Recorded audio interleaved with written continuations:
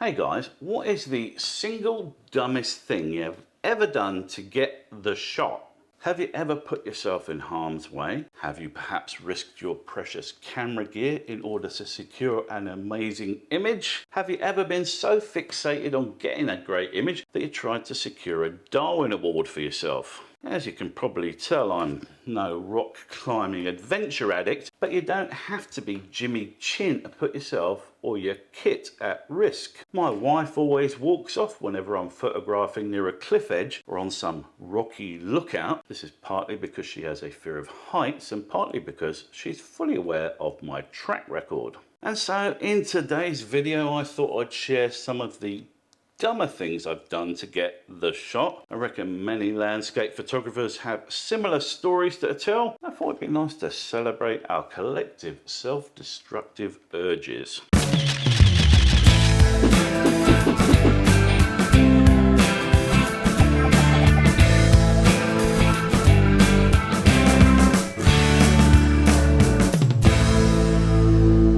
When it comes to landscape photography, you seldom get a decent shot by sticking to the footpath. The view is rarely close at hand and you have to go off-piste to hack through some undergrowth and to leave the safety of the well-worn track behind. One day about 15 years ago I was exploring the eastern fringes of the Buddery National Park in Jervis Bay. Since there are no sandy beaches on that edge of the peninsula, it isn't as popular as other parts of the park and you often have the place to yourself. I hadn't been to that part of the park previously. I discovered that there were some awesome sea caves at the base of the 50-metre high cliffs. However, I couldn't get a decent vantage point by sticking to the path, and since drones are banned in the park, I had to get a little bit closer to the edge. There was a small rocky outcrop about halfway down a section of track that looked ideal. The location was great with amazing views of the awesome sea caves in both directions. However,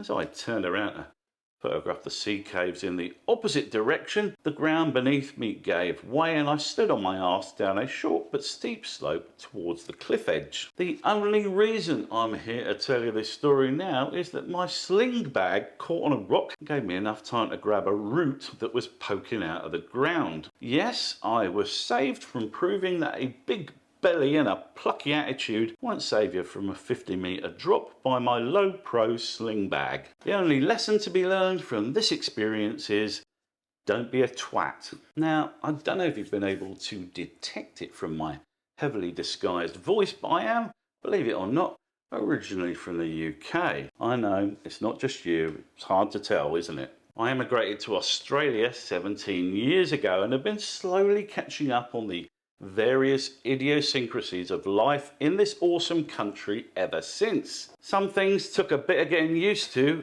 and there were all sorts of innate common sense knowledge that I was lacking. Principal among those areas of deficient knowledge was the climate, and in particular dealing sensibly with the heat and being prepared for it. Some years ago I was on assignment for the local council, photographing the local beaches for the annual tourism guide. I had a series of beaches to photograph in the Murrumarang National Park, which required a moderate hike along an up and down coastal bush path on an 8-kilometre round trip. By the time I got to the park, it was shortly before midday and nudging 31 degrees centigrade, nearly 90 in old money. I was an even fatter bastard than I am now in those days, and I stupidly set off with my camera equipment and my Phantom 4 in its ludicrous oversized polystyrene case. By way of food and water, I took one small bottle of water and a packet of jelly snakes. By the time I'd reached the turnaround point in my photographic hike,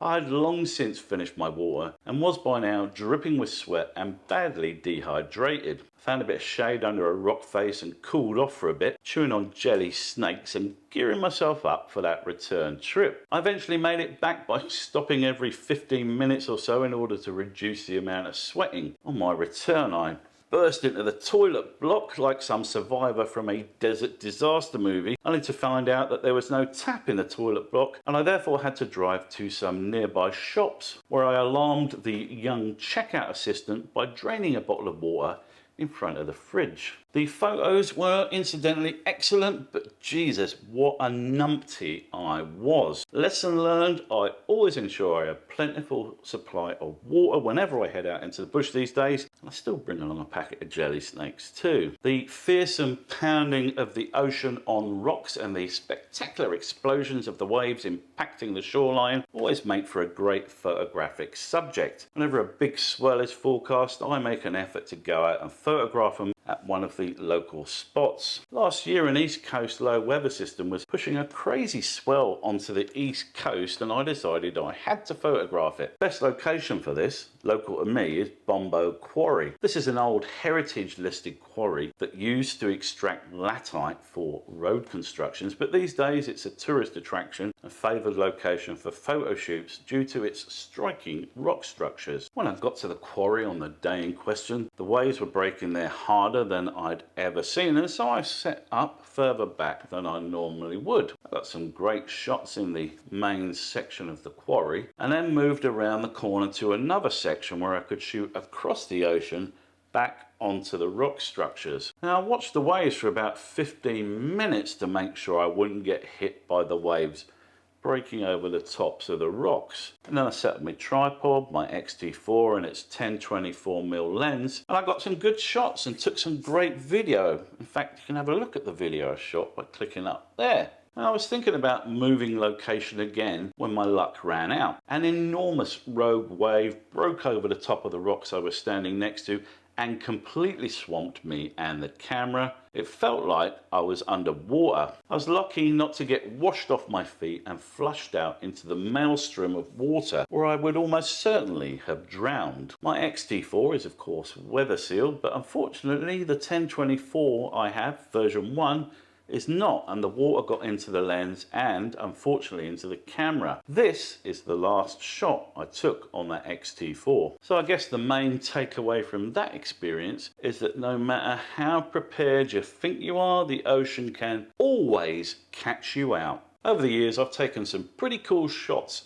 of electrical storms and lightning bolts. Some of those have landed in close proximity to me and my camera, and some from a greater distance. For instance, this bolt hit the ground about 30 meters away from where I was standing and caused static to make every hair on my head stand on end. I don't regard myself as a storm chaser in any sense at all. In fact, I let the storms chase me. If one's coming my way, I'll happily photograph it, but I'm not one of those people that drives across the state to capture storms. One evening I looked at the weather radar and saw a punchy little storm heading directly at my location. So I hopped in the car, drove to the beach and got myself set up. It was a violent little storm, very active with the lightning, and everyone else was quite sensibly watching the light show from their homes. The storm passed directly over my head and there was a violent storm gust, not quite like a tornado but definitely strongly rotating winds, and it nearly blew me over.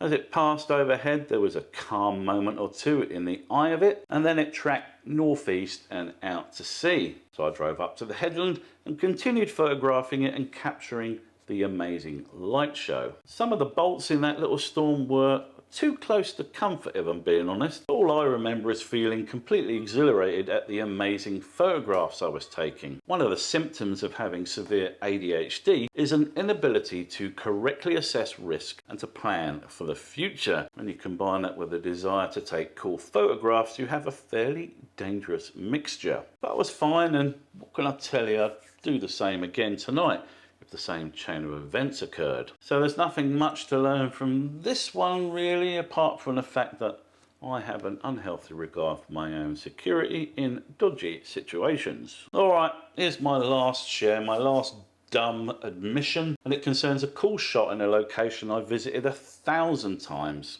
My local river. There was a chance of a bit of colour in the sky at sunset. Not a huge chance, but a chance nonetheless. And so I headed over to the river with my virtually brand new X-T4 camera. You can see where this is going. It turned out to be a fairly tame sunset and the anticipated colour did not occur. I decided to get out into the mangroves and photograph it anyway. As I was taking my shots, I saw some pelicans hove into view and decided to do a quick lens swap. I'm a clumsy bastard at the best of times, but during that lens swap I fumbled the camera. So I was trying to put the new lens on the X-T4, I lost my grip on it and the camera fell into the saltwater river with no lens on the front. And then to make matters worse, I dropped the lens in too. I knew instantly that the camera was a write-off because salt water had entered the insides when the camera was switched on, and there is no coming back from that, no matter how many freshwater showers and bags of rice you've got. I honestly couldn't believe how stupid I'd been on that occasion, and I was so gutted because the X-T4 was such a brilliant camera. Fortunately, I managed to put in an insurance claim under the old household insurance, and I got a new X-T4 not long after, but you guys already know what happened to that one. Fuji, I'm sorry, I love your cameras and I don't mean to keep breaking them. So there you go guys, some examples of my idiocy and stupidity. When I look back on moments like those, I do shake my head in despair, but the reality is there'll probably be more. Have you risked it for the biscuit when it comes to photographs? Or are you someone who avoids all risk and meticulously plans everything beforehand? As always, let me know in the comments down below, and if you like the video, hit the old subscribe button for more content like this. Till the next time guys, be safe and ta-ta.